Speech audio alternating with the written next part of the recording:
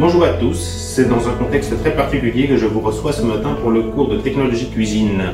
La situation de confinement du coronavirus nous oblige à rester chacun à la maison, donc nous allons travailler quand même et je vous propose pour ce matin le thème de la cuisine sous vide. Alors voilà, cuisiner sous vide, ce n'est pas tout à fait une manière de cuisiner comme les autres, sans aucun risque. Le plus souvent, si on choisit de cuisiner sous vide, c'est pour allonger la durée de vie du produit. Ce prolongement de conservation n'est pas anodin et ne peut être traité sans précaution. Nous allons étudier cette question de façon plus approfondie et vous verrez que cette manière de cuisiner est à la fois technique et sensible. Sensible parce que ce n'est pas tout à fait une pratique sans risque et qu'une mauvaise maîtrise de la technique ou un défaut dans le processus pourrait détériorer le produit ou pire, être à la source d'une intoxication alimentaire.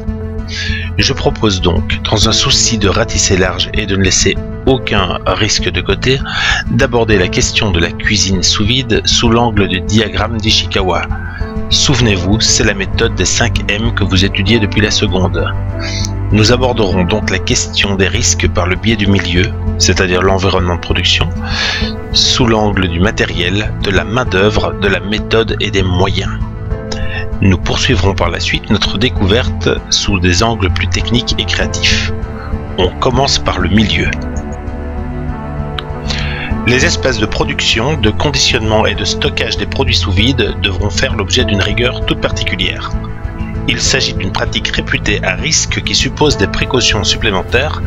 Idéalement, il s'agit d'un espace intégralement destiné à cette discipline. C'est la marche en avant dans l'espace.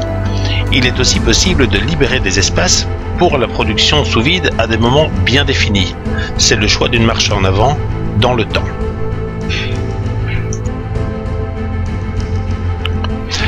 Cette discipline nécessite également la présence de matériel spécifique en parfait état de fonctionnement. Machine à cloche ou à pince, four mixte, bain-marie thermorégulé ou thermoplongeur, cellules de refroidissement rapide ou sonde à micro-perforation font également partie de l'équipement de base nécessaire. Nous aborderons également les différents types de sachets. Les sachets dits conservation, destinés à l'emballage accru ou à des cuissons à basse température.